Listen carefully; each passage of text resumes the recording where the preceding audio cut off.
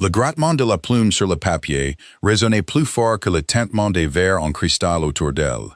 La main d'Elena tremblait. Une seule larme tomba sur le document d'un blanc éclatant.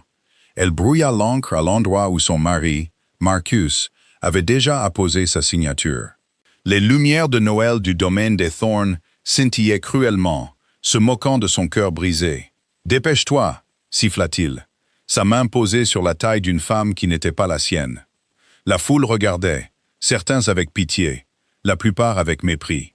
Elena pensait que c'était la fin de sa vie. Elle ne se doutait pas qu'au moment où l'encre sécherait, l'homme qui se tenait dans l'ombre, le milliardaire le plus puissant de New York, s'avancerait et changerait à jamais le destin de toutes les personnes présentes dans cette pièce. La neige tombait drue sur Chicago. Elle recouvrait la ville d'une trompeuse couche de paix. Mais à l'intérieur de l'appartement exigu de la 42e rue, Elena Thorne ne ressentait qu'une angoisse glaciale. Elle regardait son reflet dans le miroir fissuré de sa coiffeuse. La femme qui la fixait semblait plus âgée que ses 26 ans. Ses yeux noisettes, autrefois brillants d'ambition et d'amour, étaient ternis par des mois de négligence et de silence. Elle lissa le tissu de sa robe de velours rouge. Elle avait 3 ans, achetée en solde lors du premier Noël qu'elle et Marcus avaient passé en tant que couple marié. À l'époque, Marcus la regardait comme si elle était la seule étoile dans son ciel. Il lui avait baisé la main et lui avait promis qu'un jour, il la couvrirait de diamants. « Elena, le chauffeur attend. » La voix de Marcus retentit depuis le couloir, impatiente et sèche. Elle la fit sursauter. Prenant une profonde inspiration, Elena attrapa sa pochette usée et sortit. Marcus se tenait près de la porte, vérifiant sa Rolex. Il avait tout du magnat de la technologie qu'il était devenu au cours des 2 dernières années. Costume italien sur mesure, chaussures cirées, cheveux parfaitement coiffés. Il ne leva pas les yeux quand elle entra dans la pièce. « Je suis prête », murmura-t-elle. Marcus la regarda enfin, ses yeux balayant la vieille robe avec un dédain non dissimulé. « Tu portes ça? Encore? C'est la seule robe de soirée que j'ai qui me va, Marcus, » répondit doucement Elena, essayant de garder une voix stable. « Tu as annulé les cartes de crédit la semaine dernière. Tu te souviens? Je les ai annulées parce que tu ne sais pas gérer l'argent. » Il mentait. Elena savait que c'était un mensonge. Elle vivait avec 3 fois rien pour qu'il puisse réinvestir chaque dollar dans Thorne Dynamics. Elle avait fait des doubles services dans un restaurant pour payer leur loyer pendant qu'ils codaient dans leur sous-sol. C'est elle qui l'avait soutenu quand les investisseurs lui avaient ri au nez. Mais maintenant que Thorne Dynamics était entré en bourse et avait fait de lui un multimillionnaire, le discours avait changé. À ses yeux, elle n'était plus la partenaire qui le soutenait. Elle était une sangsue, un vestige d'un passé pauvre qu'il voulait effacer. « Monte dans la voiture », murmura-t-il en ouvrant la porte. La rafale de vent était mordante, mais son ton était encore plus froid. Le trajet jusqu'au domaine familial des Thorne, la maison des parents de Marcus, dans la riche banlieue de Lake Forest, fut silencieux. La séparation entre la cabine du chauffeur et la banquette arrière était relevée. Mais Marcus passa les 40 minutes du trajet à taper furieusement sur son téléphone, souriant à des messages qu'Elena ne pouvait pas voir. Regardait par la fenêtre, observant les lumières de la ville se brouiller. Elle se souvint du jour de leur rencontre. Elle était orpheline, élevée dans le système chaotique des familles d'accueil de l'Ohio, et travaillait pour payer ses études universitaires. Il était un étudiant boursier avec un rêve. Ils s'étaient liés par leur manque de soutien familial. Du moins, c'est ce qu'elle pensait. La famille de Marcus, les Thorne, n'était pas milliardaires, mais ils appartenaient à la classe moyenne supérieure et étaient incroyablement snobs. Ils avaient coupé les ponts avec Marcus quand il avait abandonné une prestigieuse université pour créer son entreprise. Mais dès qu'il a gagné ses 10 premiers millions, ils l'ont accueilli à bras ouverts. Et ils ont immédiatement commencé à l'empoisonner contre Elena. « Ce n'est personne, Marcus », avait dit sa mère, Cynthia, à Thanksgiving, assez fort pour qu'Elena l'entende depuis la cuisine. Aucune lignée, aucune relation. Elle ne correspond pas à l'image de la femme d'un PDG. Tu as besoin de quelqu'un avec de l'allure. Quelqu'un comme Isabella. Isabella Vance, la fille d'un magnat de l'immobilier. Belle, riche et constamment en train de tourner autour de Marcus à chaque gala. « Nous sommes arrivés », dit Marcus, sortant Elena de ses pensées. La voiture remonta la longue allée sinueuse du domaine des Thorne. C'était un manoir tout droit sorti d'un magazine, paré de décorations de Noël extravagantes. 2 casse-noisettes de près de 4 mètres de haut gardaient l'entrée, et les arbres étaient enveloppés de milliers de lumières dorées. Des voitures de luxe, des Bentley, des Ferrari, des Maybach bordaient l'allée. L'estomac d'Helena se noua. C'était le gala de Noël annuel des Thorne. Tout le gratin des affaires de Chicago serait là. « Écoute-moi », dit Marcus, se tournant vers elle avant que le chauffeur ne puisse ouvrir la porte. Son visage était sérieux, ses yeux durs. « Ce soir est important. De gros investisseurs sont là. Ne me fais pas honte. Ne raconte pas tes histoires tristes sur ton enfance dans un orphelinat. Ne parle pas de tes journées de serveuse. Contente-toi de sourire, de hocher la tête et de rester à l'écart. Je ne te fais jamais honte, Marcus, dit-elle, blessée. Je t'ai aidé à construire tout ça. Tu m'as aidé à survivre, la corrigea-t-il froidement. C'est moi qui l'ai construit. Il y a une différence. Et franchement, Helena, tu as fait ton temps. Avant qu'elle ne puisse assimiler la cruauté de ces mots, la porte s'ouvrit. Un valet en gilet rouge lui offrit sa main. Marcus sortit instantanément, boutonnant sa veste, l'image parfaite de la confiance en soi. Helena suivit, les jambes tremblantes dans le froid. Alors qu'il montait le grand escalier menant aux doubles portes, Marcus ne lui offrit pas son bras. Il marchait 3 pas devant, la laissant traîner derrière comme une servante. À l'intérieur, la chaleur de la maison la frappa, portant des odeurs de pain, de parfums chers et de champagne. Le hall d'entrée était bondé. Un quatuor à cordes jouait du Vivaldi dans un coin. Des femmes en robe de créateur, qui coûtaient plus que tout ce qu'Helena avait gagné dans sa vie, sirotaient des cocktails et riaient délicatement. « Marcus !» cria une voix stridente. Cynthia Thorne, la mère de Marcus, arriva en glissant à travers la foule. Elle portait une robe à paillettes argentées et un collier de saphir qui semblait assez lourd pour étrangler quelqu'un. Elle serra Marcus dans ses bras, l'embrassant sur les 2 joues. « Mon garçon en or. Tout le monde pose des questions sur la fusion, » s'enthousiasma-t-elle. Puis, ses yeux se posèrent sur Helena. Le sourire disparut instantanément, remplacé par une expression de dégoût. « Oh, tu l'as amené. Bonjour, Cynthia, » dit poliment Helena. « Joyeux Noël. » Cynthia ne répondit pas. Elle se tourna simplement vers Marcus. « Isabella est dans la véranda. Elle meurt d'envie de te montrer les nouveaux designs pour la fusion. Tu devrais aller lui dire bonjour avant le début des annonces. »« Des annonces ?» demanda Helena. « Quelles annonces ?» Marcus se raidit. Il ajusta ses boutons de manchette, refusant de regarder Helena dans les yeux. « Juste des nouvelles professionnelles, Helena. Va prendre un verre. Ne t'éloigne pas trop. » Il s'éloigna avec sa mère, laissant Helena seule au milieu du hall bondé. Elle sentit les yeux des invités sur elle. Elle entendit les chuchotements. « C'est ça la femme? La serveuse? Elle a l'air tellement déplacée. J'ai entendu dire qu'il allait enfin le faire ce soir. » Faire quoi? Se débarrasser du poids mort. Le cœur d'Helena battait la chamade. Elle avait besoin d'air. Elle se fraya un chemin à travers la mer de smokings et de robes, se dirigeant vers le fond de la pièce où les portes-fenêtres menaient à la terrasse. Elle trouva un coin tranquille près d'une immense sculpture de cygne en glace. Elle s'appuya contre un pilier, essayant de retenir ses larmes. « Pourquoi suis-je venue ?» se demanda-t-elle. « Pourquoi est-ce que je reste ?» Parce qu'elle l'aimait. Parce qu'elle se souvenait de l'homme qui lui préparait des sandwichs au fromage quand elle était malade. Elle continuait d'espérer que cet homme était toujours là, enfoui sous l'argent et l'ego. Soirée difficile? La voix était profonde, rauque et portait un accent qu'elle ne parvenait pas à identifier. Britannique peut-être, mais mélangé à autre chose. Helena sursauta et se retourna. Debout dans l'ombre d'une grande fougère en peau, se tenait un homme plus âgé. Il était assis dans un fauteuil roulant, tenant un verre de scotch. Il avait les cheveux argentés, des yeux bleus perçants et un visage marqué par des décennies de décisions difficiles.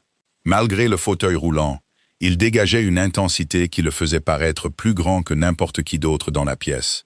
Il portait un smoking qui semblait ancien, mais impeccablement taillé. « Je suis désolé », bégaya Helena, s'essuyant rapidement la joue. « Je ne vous avais pas vu. Je ne voulais pas vous déranger. »« Vous ne m'avez pas dérangé, » dit l'homme. Il prit une gorgée de sa boisson, ses yeux l'analysant. Pas avec le jugement méprisant des Thorne, mais avec un regard curieux et pénétrant. « On dirait que vous assistez à un enterrement. pas à une fête de Noël. Elena laissa échapper un rire sec et sans joie. C'est un peu ce que je ressens. Je déteste ces choses, grogna l'homme. Pleine de pans qui se pavanent en se prenant pour des aigles. Je suis seulement ici parce que mon avocat a insisté pour que je fasse une apparition pour le réseautage. Il prononça le mot réseautage comme si c'était une malédiction. Je suis Arthur Sterling. Elena se figea. Le nom lui disait quelque chose, mais elle ne pouvait pas le situer. Il sonnait important, lourd. Je suis Elena. Juste Elena? Elena Thorne, dit-elle, le nom ayant un goût amer sur sa langue. Les sourcils d'Arthur se haussèrent légèrement. Thorne. Ah, la femme du prodige. Marcus Thorne. Oui, Fredonna Arthur, regardant de l'autre côté de la pièce, où Marcus riait maintenant bruyamment avec un groupe d'hommes, sa main nonchalamment posée sur le bras d'une superbe brune en robe dorée. Isabella, il semble occupé, observa sèchement Arthur. Il regarda de nouveau Elena. Notant la robe simple, l'absence de bijoux et les yeux rougis. Vous ne cadrez pas avec ce groupe, Elena. C'est un compliment, soit dit en passant. Je sais que non, soupira Elena, baissant les yeux sur ses mains. Je suis juste. Je viens d'un monde différent. J'ai grandi dans le système, en famille d'accueil.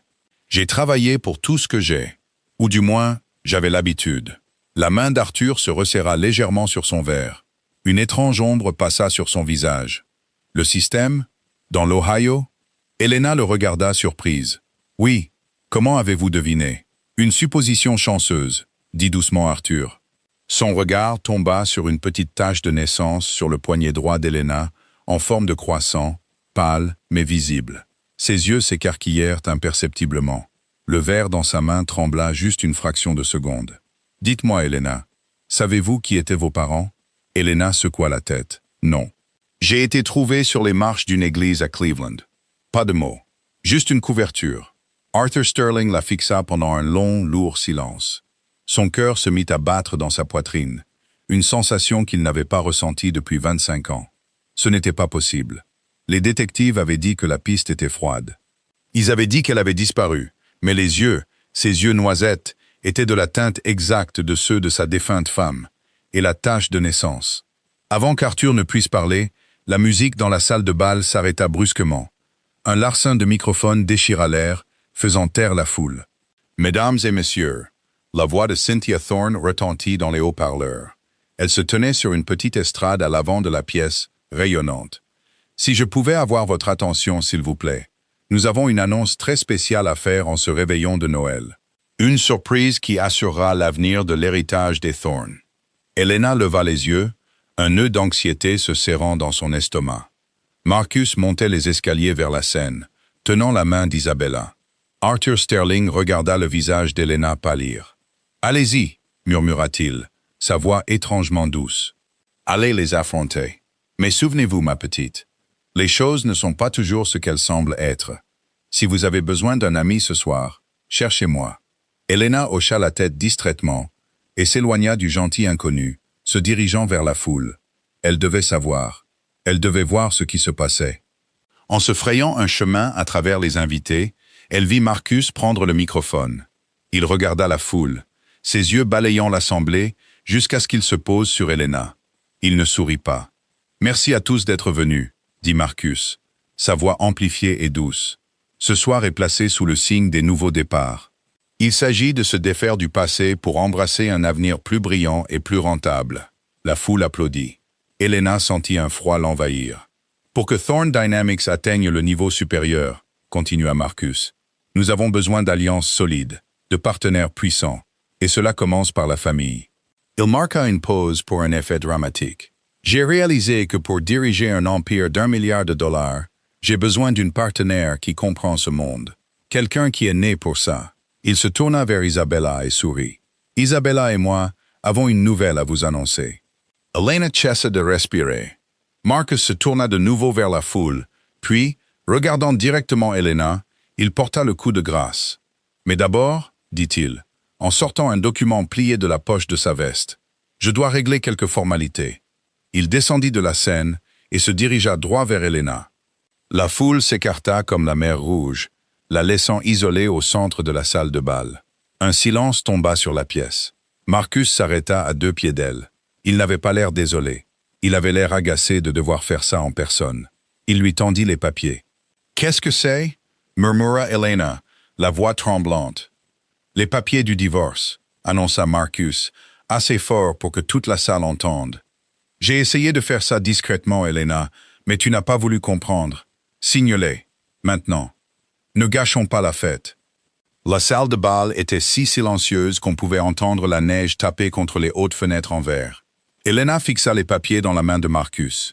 Les lettres noires et grasses en haut de la page criaient « Dissolution du mariage ». « Ici, maintenant » demanda Elena, la voix brisée. « Marcus, s'il te plaît. »« Ne peut-on pas en parler en privé ?»« Il n'y a rien à dire » lança Marcus, lui tendant un stylo plume en or. « J'ai fait préparer ça par les avocats depuis des semaines. C'est une rupture nette. Tu signes, tu pars, et tu reçois un chèque de dédommagement. » Un dédommagement? Elena prit les papiers avec des mains tremblantes. Ses yeux parcoururent le jargon juridique jusqu'à ce qu'elle trouve les chiffres. Elle eut le souffle coupé. 10 000 $? Marcus, nous avons des millions en banque. J'ai fait 2 boulots pour payer les serveurs de Thorn Dynamics. J'ai signé le bail de notre premier bureau avec ma propre cote de crédit. Ça, c'était avant, dit Marcus, avec dédain, s'approchant pour qu'elle seule entende son venin. Maintenant, c'est maintenant. Thorn Dynamics est ma propriété intellectuelle. Tu n'étais que le personnel de soutien. 10 000 $, c'est généreux pour une serveuse sans diplôme. Prends-le, signe et pars. Ou combats-moi au tribunal et n'obtiens rien, car mes avocats t'enterreront. Elena leva les yeux vers lui, cherchant une trace de l'homme qu'elle avait épousé. L'homme qui avait pleuré dans ses bras quand son premier code avait échoué. L'homme qui avait juré l'aimer plus que la vie elle-même. Cet homme était mort. À sa place se tenait un étranger dans un costume à 5 000 $, alimenté par la cupidité et la validation de gens qui ne se souciaient pas vraiment de lui. « Signe, ma chère », intervint la voix de Cynthia Thorne sur le côté. Elle tenait une coupe de champagne, regardant Elena avec une pure malveillance. « Ne fais pas de scène. Tu n'as pas ta place ici. Tu ne l'as jamais eue.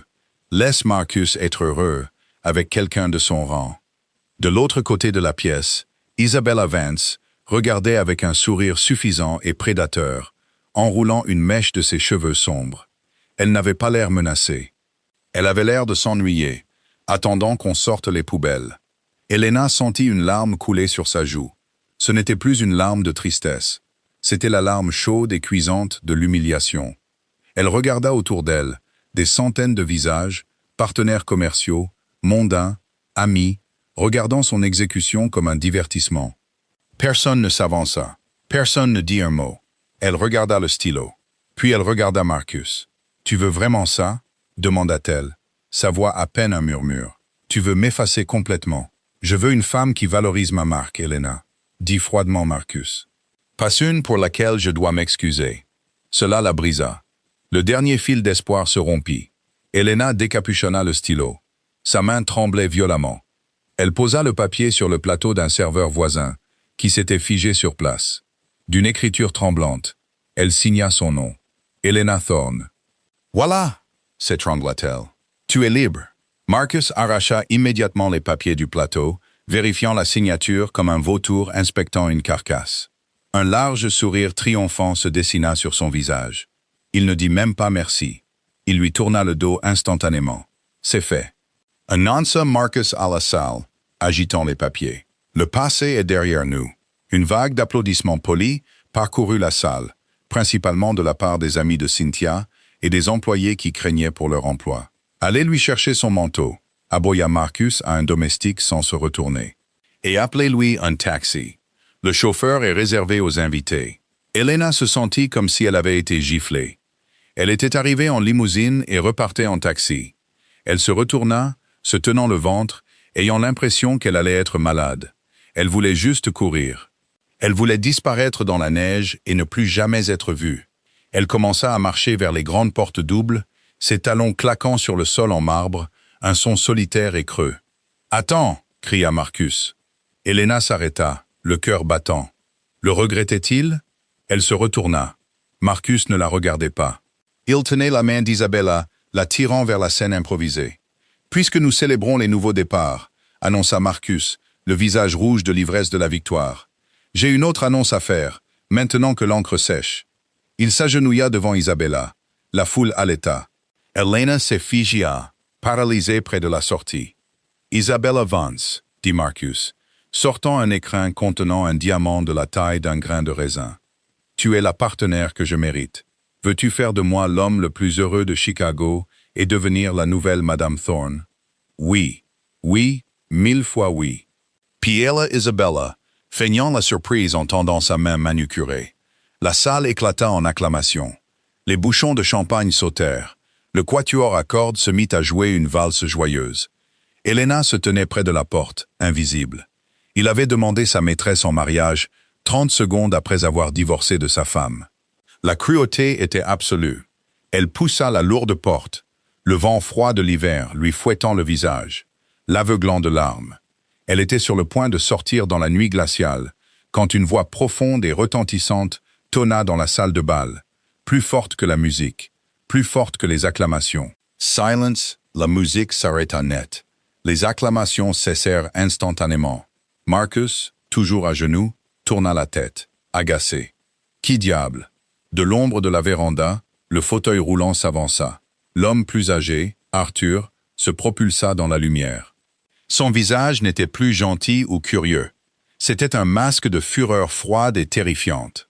Il roula jusqu'au centre de la pièce, bloquant le passage entre les invités et le couple heureux. « Vous célébrez, » dit Arthur, sa voix basse, mais portant jusqu'aux 4 coins de la pièce. « Vous acclamez un homme qui traite la loyauté comme un déchet et la cupidité comme une vertu.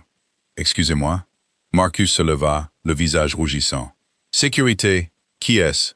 Mettez-le dehors. »« Je ne ferais pas ça si j'étais vous, » dit calmement Arthur.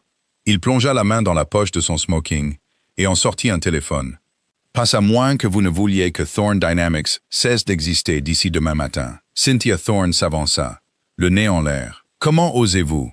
Savez-vous qui nous sommes? C'est une fête privée. Vous êtes un intrus. » Arthur rit. C'était un son sec et menaçant. « Je sais exactement qui vous êtes, Cynthia. Vous êtes une arriviste qui a dépensé ses dernières liquidités pour cette fête afin de cacher le fait que le trust familial est vide. Et vous, il pointa un doigt tremblant vers Marcus. Vous êtes un imbécile qui vient de renoncer à la plus grande fortune de l'hémisphère occidental. De quoi parlez-vous? Reconna Marcus. Je suis l'homme le plus riche de cette pièce. Mon garçon, dit Arthur, le fixant droit dans les yeux, vous n'êtes même pas l'homme le plus riche de votre propre mariage. Arthur leva la main et pointa vers la porte où Elena se tenait, figée, la main sur la poignée. « Elena, » appela Arthur, sa voix s'adoucissant instantanément. « Ne partez pas encore, mon enfant. La fête ne fait que commencer. » La salle se tourna pour regarder Elena. Elle se sentit petite, confuse et terrifiée. Elle ne comprenait pas ce que faisait l'homme en fauteuil roulant. « Qui êtes-vous » demanda Marcus, descendant de la scène et marchant agressivement vers Arthur. « Sortez de ma maison avant que j'appelle la police. »« Votre maison ?» Arthur haussa un sourcil. « Intéressant. J'avais l'impression que ce domaine était hypothéqué auprès de Vanguard Holdings. » Marcus pâlit. « Comment savez-vous ça? »« Parce que, » dit Arthur, « je possède Vanguard Holdings. » Un soupir collectif traversa la pièce. La couleur quitta le visage de Cynthia. « Et je possède Sterling Industries, » continua Arthur, « et Global Tech, et la banque où vous avez vos prêts professionnels. » Un des investisseurs plus âgés au fond de la salle laissa tomber son verre. Il se brisa sur le sol. « Mon Dieu, » murmura l'homme. « C'est Arthur Sterling, le lion de Londres. On ne l'a pas vu en public depuis 20 ans. » Le nom se propagea dans la foule, comme une onde de choc. Arthur Sterling, l'un des hommes les plus riches de la planète, un milliardaire reclus qui contrôlait les routes maritimes, les infrastructures technologiques et les empires immobiliers sur 3 continents. Marcus s'arrêta. Son arrogance vacilla, remplacée par une lueur de peur. « Monsieur Sterling, je ne savais pas que vous étiez sur la liste des invités. Si nous pouvons discuter affaires... » « Je ne suis pas ici pour les affaires, » cracha Arthur. « Je suis ici pour la famille. » Il tourna son fauteuil roulant vers Elena. « Viens ici, Elena. » Elena hésita, puis revint lentement dans la pièce. Elle se sentait attirée par lui, une force étrange qu'elle ne pouvait expliquer. Elle se tint à côté de son fauteuil roulant, le regardant. « Je ne comprends pas, murmura-t-elle. Je vous ai dit que j'avais perdu ma famille il y a longtemps. Dit Arthur, la voix chargée d'émotion. Ma femme, Catherine, est morte en couche dans l'Ohio, il y a 26 ans. J'étais en voyage d'affaires à Tokyo. Le temps que je revienne, le chagrin m'a rendu fou. Je suis tombé dans le coma après un accident de voiture peu de temps après. Quand je me suis réveillé, ma fille avait disparu. Les dossiers de l'hôpital avaient été perdus dans un incendie. Les infirmières étaient parties. J'ai passé 25 ans à la chercher. J'ai engagé tous les détectives privés, toutes les agences. Il tendit la main et prit celle d'Elena. Il retourna son poignet, révélant la tache de naissance en forme de croissant. Le croissant de lune, dit Arthur, des larmes montant à ses yeux perçants. Catherine avait exactement la même marque. Et vous? Vous avez ses yeux. Je l'ai su dès que je vous ai vu près de la sculpture de glace. J'ai demandé à mon équipe de faire un test ADN rapide à partir du verre dans lequel vous avez bu pendant que vous signiez ces papiers. Il leva son téléphone. L'écran affichait une barre verte. Correspondance confirmée. 99,999%.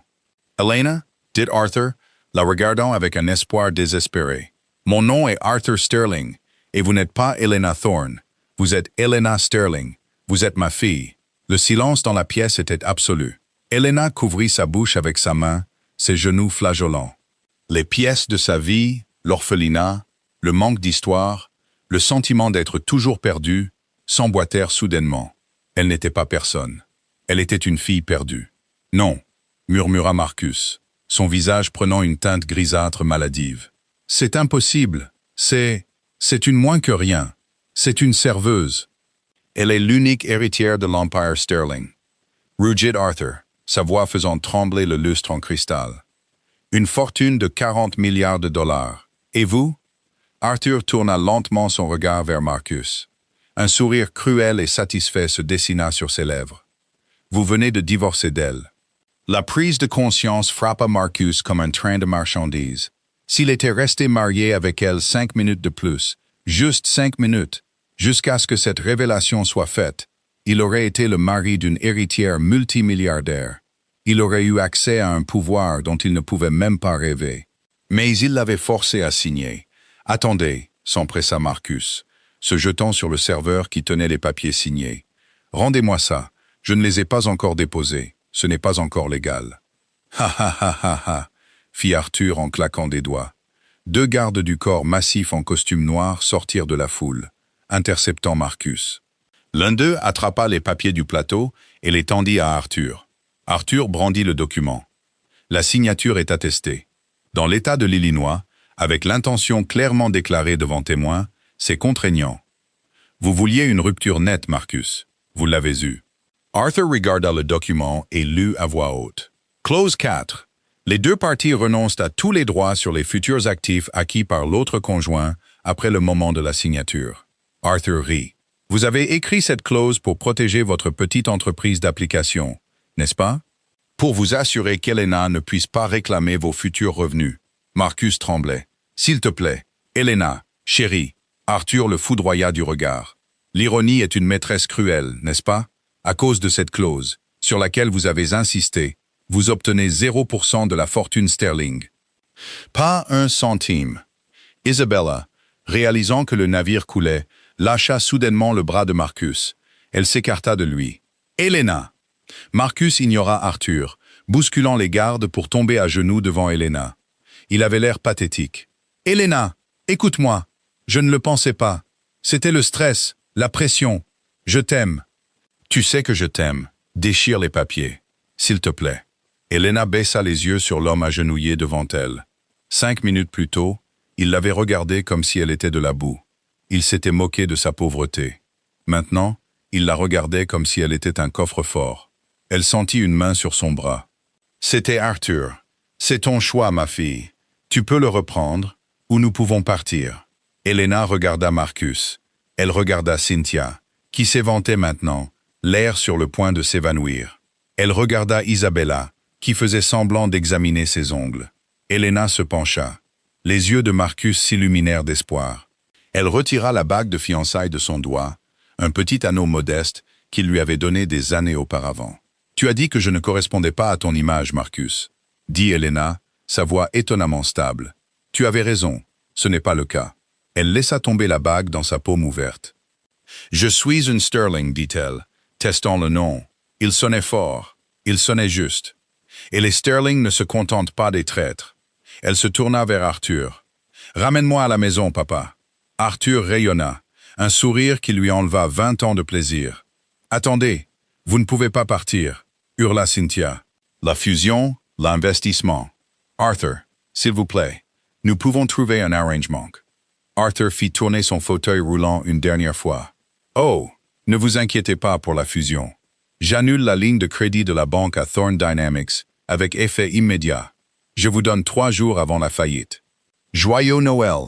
Arthur fit signe à ses gardes. L'un d'eux commença à pousser son fauteuil roulant et l'autre offrit un bras à Helena. Ensemble, père et fille sortirent de la salle de bal, laissant Marcus agenouillé sur le sol, tenant une bague bon marché, tandis que la réalité de son erreur d'1 milliard de dollars l'écrasait.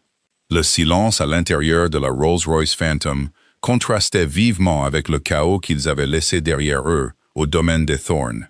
Helena était assise, abasourdie, fixant l'intérieur en cuir, serrant un verre d'eau qu'Arthur lui avait versé depuis la console de la voiture. « Est-ce que ça va ?» demanda doucement Arthur. Il ne la regardait pas avec pitié, mais avec une intensité protectrice. « Je ne sais pas, » admit Helena, la voix creuse. « Il y a 1 heure, j'étais une serveuse qui se faisait plaquer pour être trop pauvre. Maintenant je suis... Maintenant, vous êtes qui vous avez toujours été destiné à être, » termina Arthur. « Je sais que c'est beaucoup à digérer, mais vous êtes en sécurité maintenant. Personne ne vous fera plus jamais vous sentir petite. » La voiture glissa dans l'entrée souterraine privée de la Sterling Tower, au centre-ville de Chicago. Ils prirent un ascenseur privé directement jusqu'au penthouse du 90e étage. Quand les portes s'ouvrirent, Helena eut le souffle coupé. L'appartement était plus grand que tout le manoir des Thorn, avec des baies vitrées du sol au plafond, donnant sur l'étendue gelée du lac Michigan. C'était moderne, chaleureux et rempli d'œuvres d'art. « Ceci vous attendait, » dit Arthur. « J'ai gardé une chambre pour vous. Dans chaque maison que j'ai achetée, j'ai toujours gardé une chambre pour ma fille, juste au cas où. » Cette nuit-là, Helena ne dormit pas. Elle s'assit près de la fenêtre, regardant la neige tomber. Son téléphone n'arrêtait pas de sonner depuis des heures. 50 appels manqués de Marcus, 20 textos de Cynthia, même un message d'Isabella qui disait « Il faut qu'on parle », de femme à femme. Helena éteignit son téléphone. De l'autre côté de la ville, l'atmosphère au domaine des Thorn était apocalyptique. La fête s'était vidée en quelques minutes après le départ d'Arthur. Les invités, sentant le sang dans l'eau, avaient fui pour éviter d'être associés au crash à venir. Marcus était assis dans son bureau, sa cravate défaite, une bouteille de whisky sur le bureau. Cynthia faisait les 100 pas, ses talons s'enfonçant dans le tapis coûteux. « Règle ça, Marcus » cria-t-elle. « Rappelle-la. Dis-lui que c'était une blague. Dis-lui que tu délirais. »« J'ai essayé » hurla Marcus en retour, frappant du poing sur le bureau. « Elle m'a bloqué. Son numéro ne répond plus.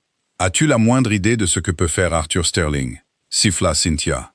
Il contrôle le conseil d'administration de la banque, qui détient l'hypothèque de cette maison. Il possède les fournisseurs de tes fermes de serveurs. S'il débranche la prise, nous sommes ruinés. J'ai Isabella, murmura Marcus, bien qu'il ne semble pas sûr de lui. Son père est riche.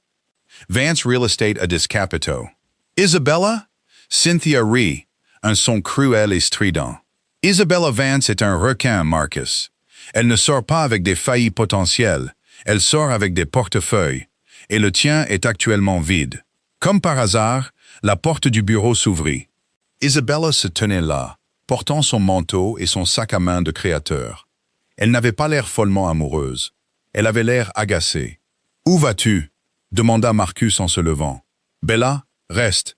Nous devons élaborer une stratégie. »« Nous » ricana Isabella. « Il n'y a pas de nous, Marcus. Mon père vient d'appeler. Il a entendu ce qui s'est passé.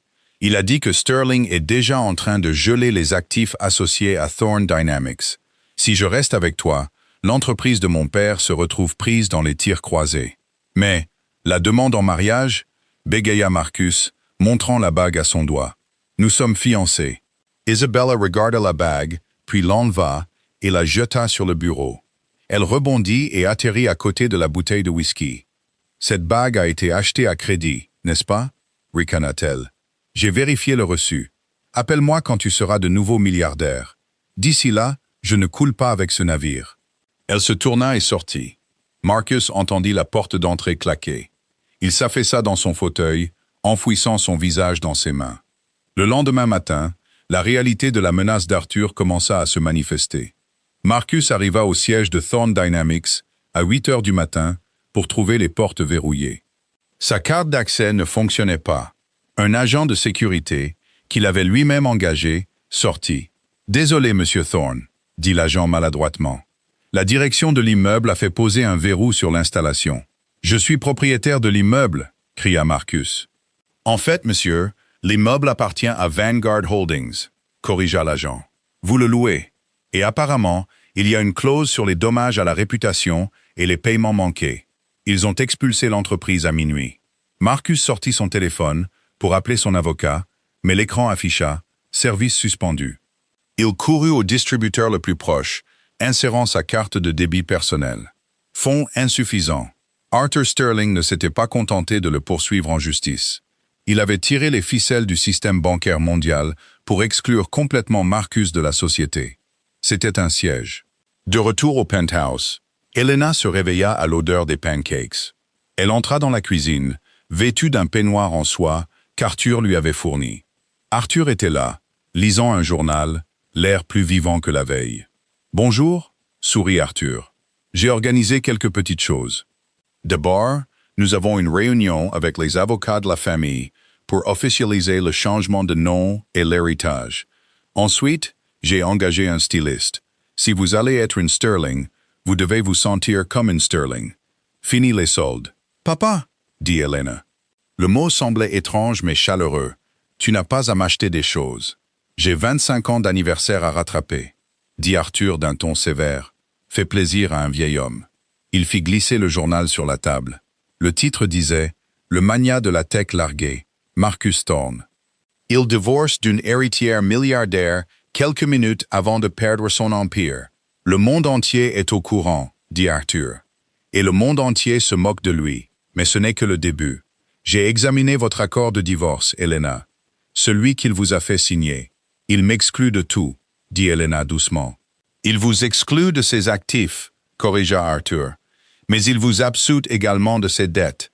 Et ce que Marcus ne vous a pas dit, parce que c'est un menteur, c'est que Thorn Dynamics a des millions de dollars de dettes. Il utilisait l'argent de l'introduction en bourse pour rembourser des prêts.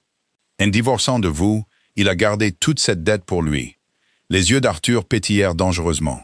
« Et savez-vous qui vient d'acheter cette dette ce matin pour une bouchée de pain ?» Elena regarda son père, réalisant pour la première fois à quel point il était terrifiant de puissance. « Vous? Non, » sourit Arthur. « Vous? Je l'ai acheté en votre nom. Techniquement, Elena, vous possédez maintenant l'hypothèque de la maison de ses parents, sa voiture et son entreprise. » Elena se rassit, stupéfaite. Le rapport de force s'était inversé si violemment que cela lui donnait le vertige. « Qu'est-ce que je fais » demanda-t-elle. Arthur sirota son café. « Tout ce que vous voulez. » 2 mois s'étaient écoulés. Chicago dégelait. La neige se transformant en gadoue, tout comme la vie de Marcus Thorn. Il vivait dans un motel en périphérie de la ville. Le manoir avait été saisi 3 semaines auparavant. Cynthia avait emménagé avec sa sœur en Arizona, accusant Marcus de tout avant de partir. Marcus était méconnaissable. Il ne s'était pas rasé depuis des semaines. Ses costumes étaient froissés. Il passait ses journées en réunions frénétiques avec des avocats spécialisés en faillite qui lui disaient la même chose. Abandonné. Mais Marcus avait encore une carte à jouer. Thorn Dynamics avait toujours le code. La propriété intellectuelle avait de la valeur. S'il pouvait juste trouver un acheteur pour l'algorithme, il pourrait rembourser la dette et recommencer. Il avait enfin obtenu une réunion. Une société Ekron, Phoenix Ventures, avait exprimé son intérêt pour l'achat de l'algorithme. Ils offraient assez pour laver son nom et lui laisser quelques millions. C'était une bouée de sauvetage. La réunion était prévue à 10 heures du matin à la Sterling Tower. Marcus détestait l'endroit, mais il ne pouvait pas faire la fine bouche. Il entra dans la salle de conférence au mur de verre du 40e étage, lissant sa cravate. Il essayait de projeter de la confiance, mais ses mains tremblaient. 3 avocats en costume gris étaient assis d'un côté de la longue table en acajou. « Monsieur Thorne, dit l'avocat principal, veuillez vous asseoir. J'ai la clé du code ici, dit Marcus, posant une clé USB sur la table. Il est entièrement breveté. Il vaut 50 millions, facilement. Je suis prêt à le laisser partir pour 20. Nous ne sommes pas ici pour discuter du prix, Monsieur Thorne, dit l'avocat. Nous sommes ici pour discuter de la cession des actifs. Cession? Marcus fronça les sourcils. Je vends, je ne cède pas.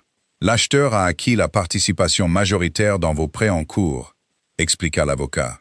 Selon les termes, si vous ne pouvez pas payer le principal intégral aujourd'hui, ce que nous savons que vous ne pouvez pas, l'acheteur a le droit de saisir toutes les garanties de propriété intellectuelle. Cela inclut le code. C'est illégal, Marcus se leva. Qui est cet acheteur? Phoenix Ventures? Laissez-moi leur parler. La PDG de Phoenix Ventures est en route, dit l'avocat en regardant sa montre. Ah, la voici. Les doubles portes au fond de la pièce s'ouvrirent. Le son de talons aiguilles, net et confiant, claquant contre le sol, résonna dans le silence. Marcus se tourna, prêt à supplier, prêt à charmer, prêt à faire tout ce qu'il fallait. « Écoutez, je suis sûr que nous pouvons trouver un... » Sa voix mourut dans sa gorge. La femme qui entrait dans la pièce ressemblait à Helena, mais ce n'était pas l'Helena qu'il connaissait. L'Helena qu'il connaissait portait des pulls trop grands et s'excusait de prendre de la place. Cette femme portait un tailleur pantalon blanc sur mesure, qui lui allait comme une seconde peau. Ses cheveux, autrefois attachés en un chignon désordonné, étaient maintenant une cascade lisse et brillante sur son dos. Elle portait des clous en diamant aux oreilles et une montre Patek Philippe au poignet. Mais le plus grand changement, c'était ses yeux. Ils étaient froids, d'acier. Elle se dirigea vers le bout de la table et s'assit. Elle ne regarda pas les avocats. Elle regarda directement Marcus. « Bonjour Marcus », dit-elle. Sa voix était calme, autoritaire. « Helena », murmura Marcus, s'agrippant au dossier de sa chaise. « C'est toi l'acheteur ?»« Je suis Phoenix Ventures », corrigea-t-elle, « et je crains d'avoir de mauvaises nouvelles concernant votre code. Mes analystes l'ont examiné. »« Il est inefficace. »« Inefficace ?» balbutia Marcus. « C'est moi qui ai écrit ce code. C'est du génie. Il est dépassé, » dit Helena, ouvrant un dossier. « J'ai engagé une équipe de développeurs de l'Institut de technologie du Massachusetts la semaine dernière. Ils ont réécrit tout votre back-end en 3 jours. Il est plus rapide, moins cher et meilleur. Votre code ne vaut rien, Marcus. Je ne veux pas l'acheter. » Marcus sentit la pièce tourner. « Alors pourquoi sommes-nous ici? »« Parce que, dit Helena en se penchant en avant, vous me devez toujours 12 millions de dollars. Je ne les ai pas, cria Marcus. Tu sais que je ne les ai pas. Tu as tout pris. Je n'ai rien pris, dit Helena. J'ai simplement acheté ce que tu as jeté. Tu as jeté ton mariage. Tu as jeté ton honneur. Et tu as jeté ta solvabilité. Elle fit glisser une seule feuille de papier sur la table. C'est une offre d'emploi, dit Helena. Marcus cligna des yeux. Quoi? Je me sens généreuse, dit Helena, sa voix dégoulinant de glace.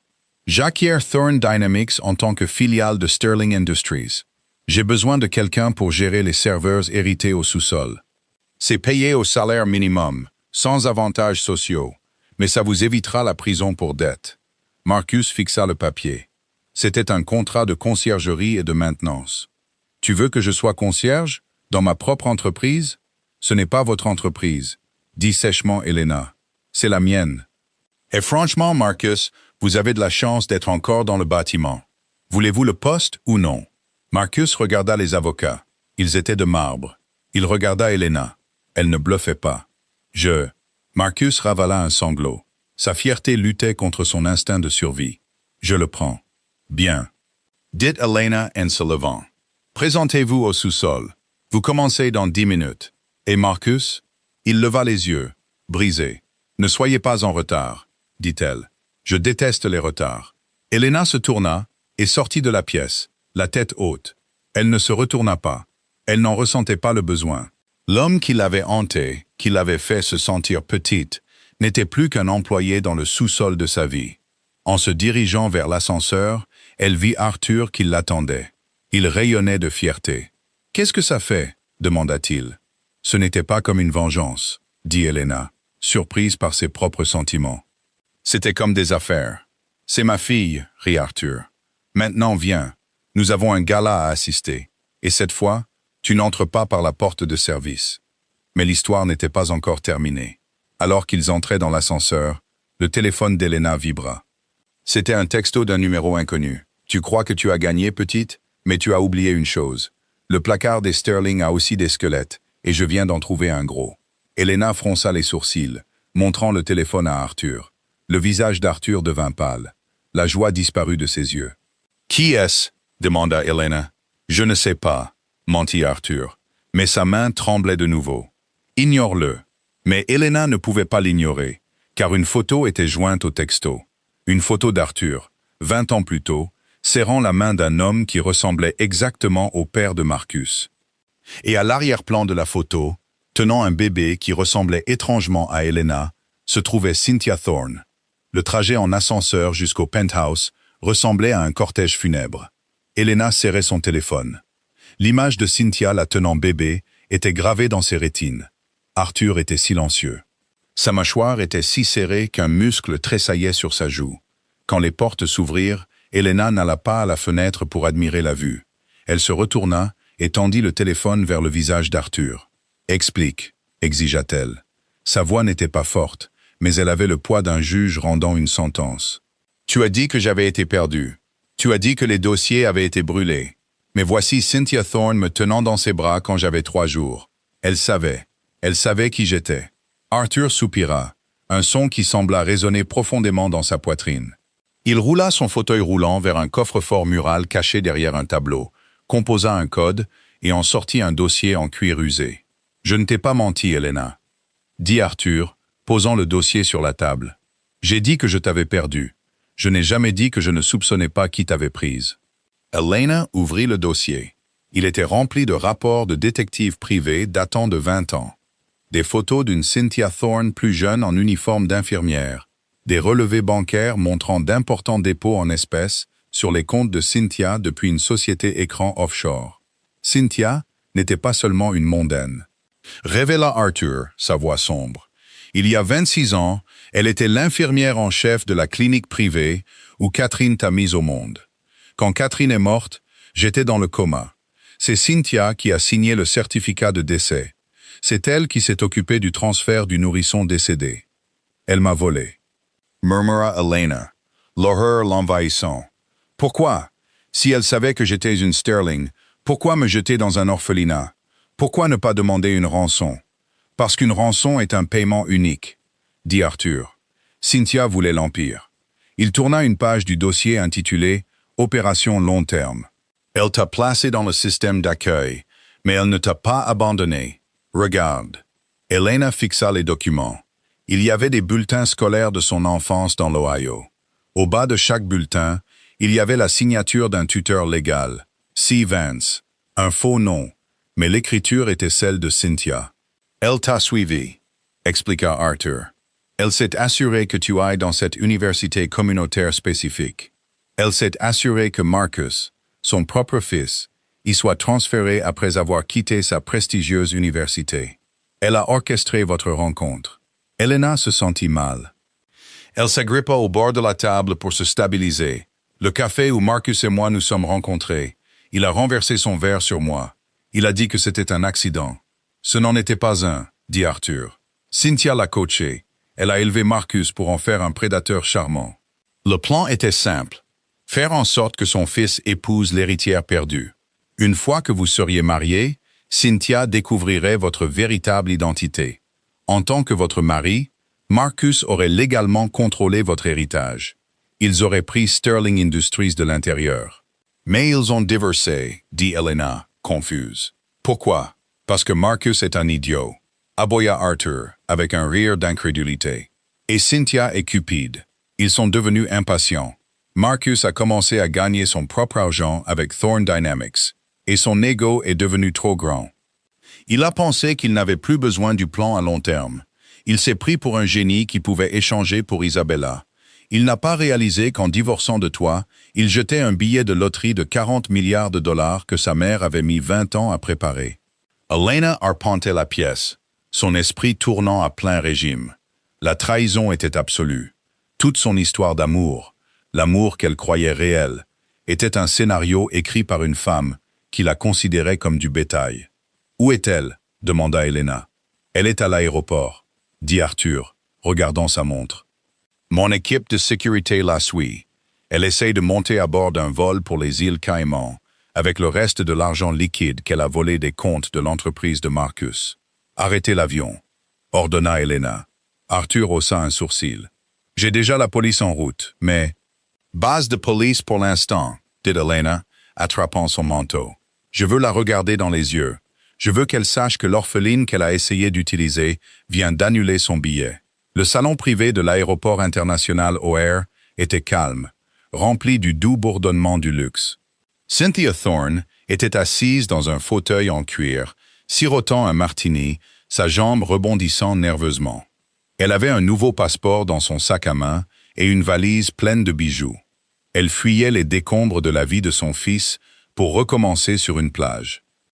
Dernier appel pour l'embarquement du vol 808 à destination de Grand Cayman, dit l'annonceur. Cynthia poussa un soupir de soulagement. Elle se leva, lissant sa jupe. Adieu Chicago, adieu les échecs. Elle se dirigea vers la porte d'embarquement, tendant sa carte à l'agent. L'agent la scanna, une lumière rouge clignota. Refusé. Essayez encore. Lança Cynthia. L'agent tapa sur le clavier, fronçant les sourcils. Je suis désolé, madame. Ce passeport a été signalé. Il a été déclaré volé. Volé? C'est ridicule. Je suis Cynthia Thorne. En fait, dit une voix derrière elle, vous êtes Cynthia Miller. Votre licence d'infirmière a été révoquée il y a 20 ans, n'est-ce pas? Cynthia se retourna brusquement. Elena se tenait là, flanquée de 2 agents de sécurité de l'aéroport et d'Arthur Sterling. Elena ne criait pas. Elle avait l'air calme, presque ennuyée. « Elena !» allait Cynthia, son visage se vidant de sa couleur. Elle chercha une issue, mais le fauteuil roulant d'Arthur bloquait la sortie principale. « Tu pensais pouvoir partir ?» demanda Elena en s'approchant. « Après avoir volé ma vie? Après m'avoir traité comme un portefeuille d'investissement? » « Je ne sais pas de quoi tu parles, siffla Cynthia, bien que ses yeux cherchent une issue avec panique. « Marcus t'a maltraité, pas moi. J'ai essayé de lui dire de rester avec toi. Tu lui as dit de rester parce que tu n'avais pas fini de m'encaisser, corrigea Elena. Elle sortit la photo de sa poche et la brandit. Tu m'as tenu dans tes bras avant même que le corps de ma mère ne soit froid. Tu as volé un bébé. Les gens dans le salon la regardaient maintenant. La façade de Cynthia se fissura. Son visage se tordit en une grimace. « Tu devrais me remercier » cria Cynthia, abandonnant son jeu d'actrice. « Je t'ai sauvé. Ton père était une épave dans le coma. Je t'ai donné une vie. Je t'ai donné un mari. Marcus t'aimait à sa manière, jusqu'à ce que tu deviennes si ennuyeuse. Tu ne m'as pas donné une vie, dit froidement Elena. Tu m'as donné un scénario. Et je suis en train de réécrire la fin. » Elena se tourna vers les agents de sécurité. Cette femme est en possession de fonds détournés de Thorne Dynamics, qui est maintenant une filiale de Sterling Industries. Elle est également la principale suspecte dans une affaire d'enlèvement, vieille de 26 ans. « Vous ne pouvez pas le prouver !» hurla Cynthia, alors que les agents s'approchaient, lui saisissant les bras. « J'ai l'ADN, dit Arthur, sa voix retentissante.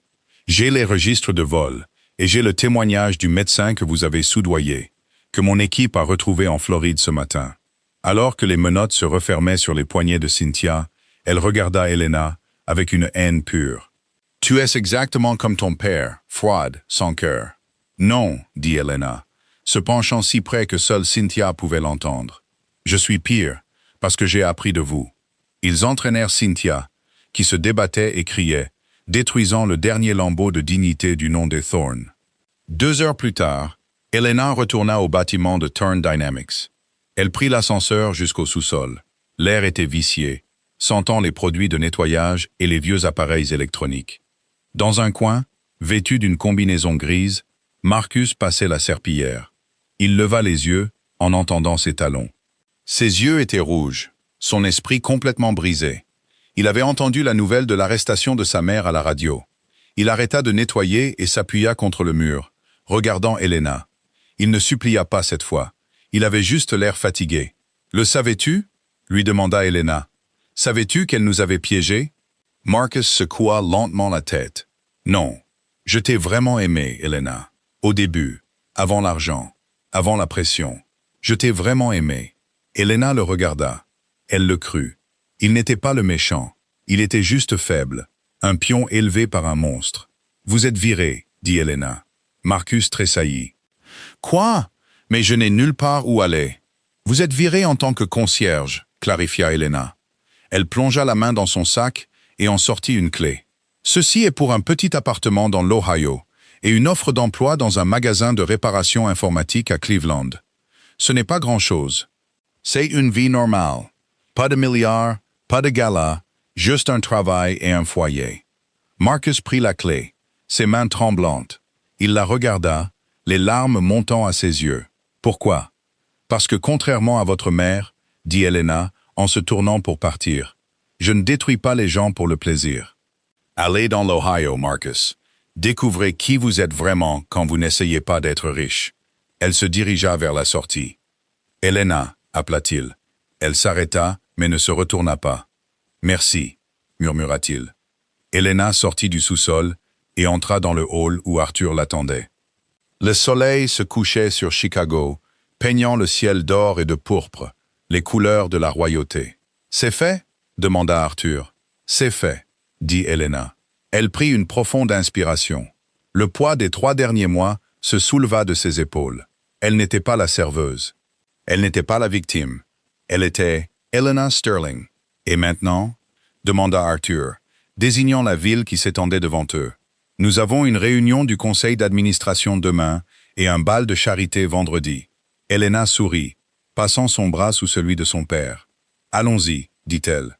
J'ai beaucoup de travail à faire. » Et c'est ainsi qu'Elena est passée de la signature de papier de divorce en larmes à la direction de l'empire qui possédait son ex-mari. C'est un rappel que parfois, toucher le fond est juste la base solide dont vous avez besoin pour construire un château.